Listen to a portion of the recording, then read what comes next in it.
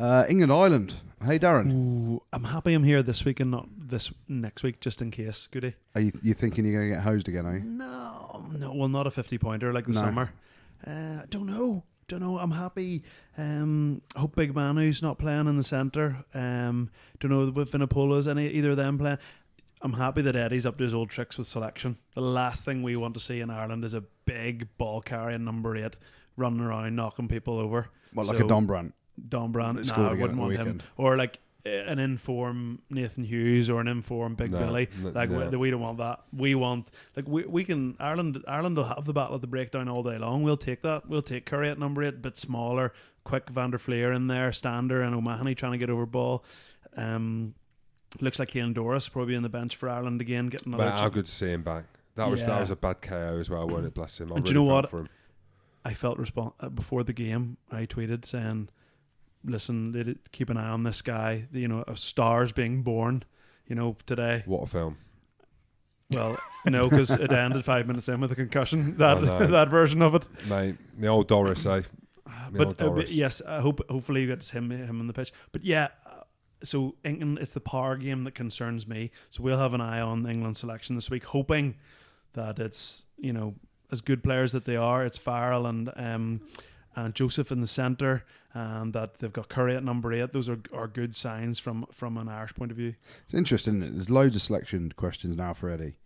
I think everyone wants to see, apart from the Ford family, would like to see Sexton go up against Farrell at 10 and see that battle. Do you think that'll happen? I don't think it will, but I think Owen Farrell has to play 10 for us. Well, if you see from an Irish point of view, let's not worry totally about who's on fully fit and full form. The midfield I would not want to see would be Farrell at 10 with Slade and Tuolangi. Yeah. That is the one where I'd be going, crap. Because the Cashew's back in, isn't it? Everything. The Cashew nut's back in, isn't he? Or Slade. Slade's back in the squad, isn't he? Yeah, they were both training with him last week.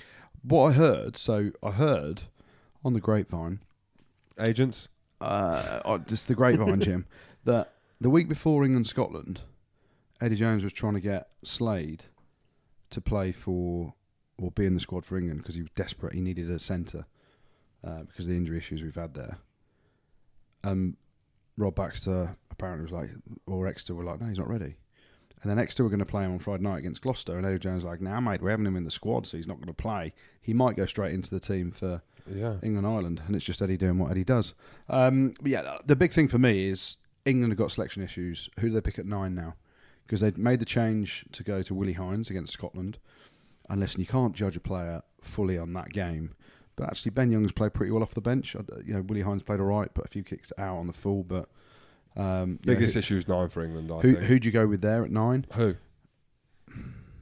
For me, it's horses for courses. Dan Spencer.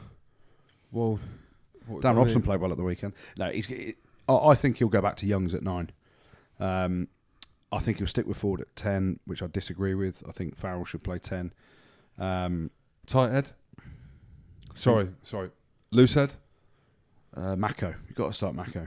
Ireland...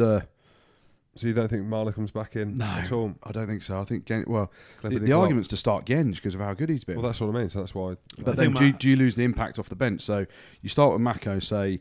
Take your earlobes onto that field, mate, and carry as much as you can. Drag them on, and then we'll drag you off by them when you're done at about 55, 60 minutes.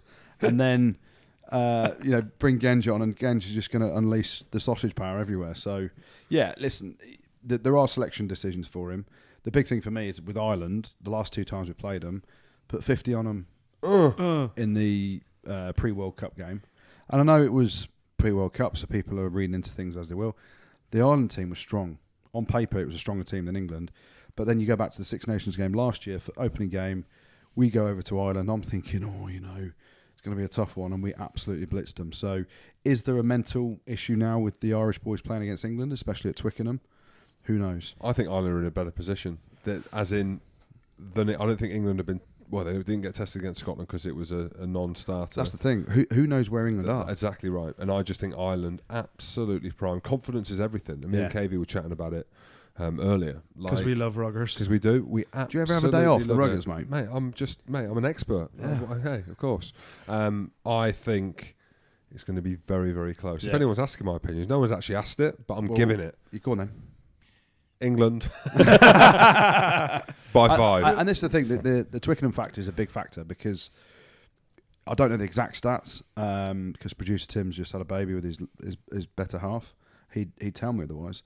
But England's record at Twickenham over the last 18 months has been pretty good. And, you know, we don't know where England are because we got hosed over in France, selection issues by Eddie Jones.